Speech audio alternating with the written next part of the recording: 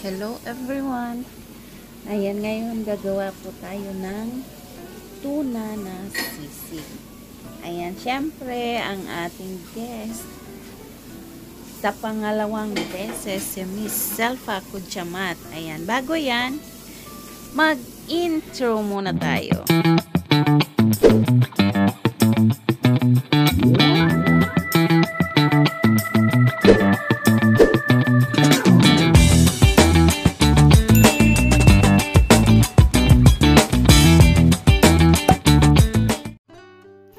Ayan mga kamamshi, ito ang aming ulam ngayon for lunch. So, isi-share ko lang sa inyo. Ayan, mag-umpisa na tayo. Ito yung mga ingredients niya. Ayan, syempre kailangan din natin ng 4 na latang tuna. Any brand po yan. Lemon juice, soy sauce, at ito namang oishi. Ipinalit lang namin siya sa chicharon baboy kasi wala kaming nakuha. So, ayan, kailangan natin siyang igiling.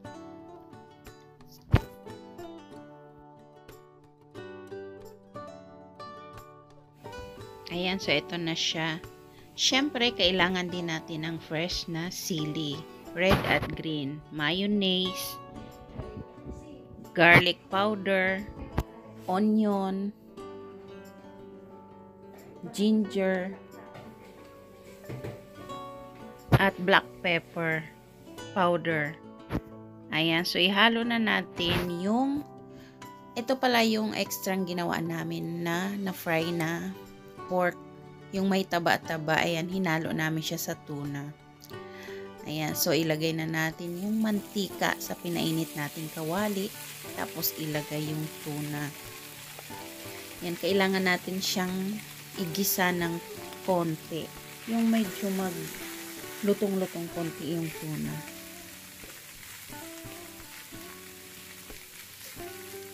Siyempre, kailangan nating halu-haluin.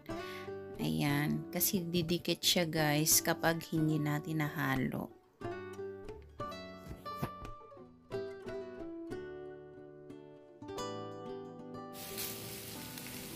So, after natin siyang ihalo-halo guys, igilid muna natin yung tuna, tapos dagdagan ng mantika. Ayan. Tapos, kukuha lang tayo ng tagkakaunti doon sa mga ricadong i-prepare natin. Ayan, sibuyas, luya, at yung sili. Igisa natin konti para magkalasa siya. Ayan, syempre, ihalo-halo natin. Halo-halo para maluto siya konti. Ayan, ihalo na natin lahat. So, ganyan lang siya guys, maggawa ng tuna sisig. Ang sarap nito, promise, itry nyo. Gustong-gusto ko siyang ulamin, pero mas gusto ko kasi na iba yung magluluto. Parang mas feel ko ba, mas masarap siyang kainin. Iba, na subukan nyo yung ganun. Kapag kayo nagluluto talaga, parang ma-excited kayo na iba yung magluluto ng kakainin nyo, diba? So, ayan guys, ilipat na natin siya sa malaking bowl. Ayan, para ihalo-halo natin yung mga ibang ricado pa. Alam nyo ba guys, minamadali na namin siyang tapusin yan kasi gutom na nga kami talaga.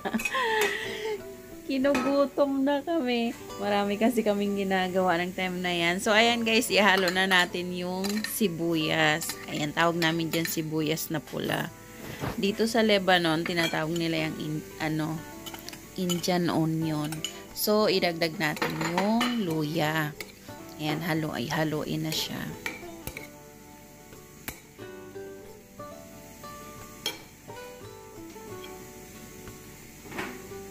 Ayan, lagyan na natin siya ng black pepper powder. Siyempre, yung garlic powder, pampalasa. At lagay na rin yung soy sauce.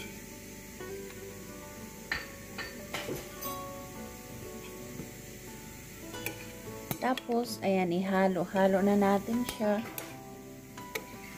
halo para yung lasa talagang pumasok sa loob ng tuna. Ayan. Ay, grabe. Nakakagutom na siya talaga. Grabe.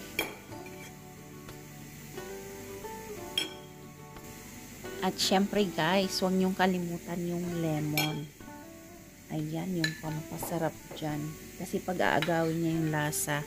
At syempre, ilagay natin yung ating chili na mayonnaise. Ayan, spicy mayonnaise siya.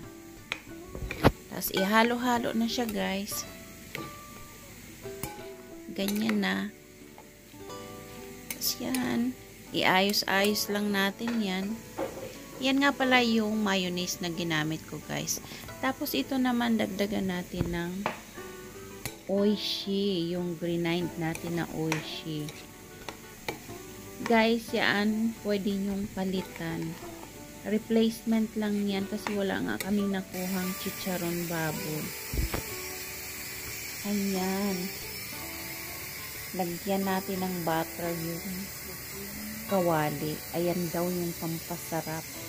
Sabi ng ating chef. Ayan, pag natunaw na yung butter, ilagay na natin yung nahalo-halo natin na tuna. Ayan, nabibigatan siya guys. Ang bigat-bigat daw kasi malaki yung bowl na pinagkagyan namin. Ayan, so tinulungan muna namin siya maglagay. Ayan, so iayos-ayos lang natin yung tuna dyan sa kawali. Ganyan na po namin siyang isi-serve. Ayan, so sa ibabaw, lagyan lang natin siya ng oishi. Yan, sprinkle natin siya sa ibabaw. Tapos, syempre, wag kalimutan ilagay yung fresh na sili. Ayan.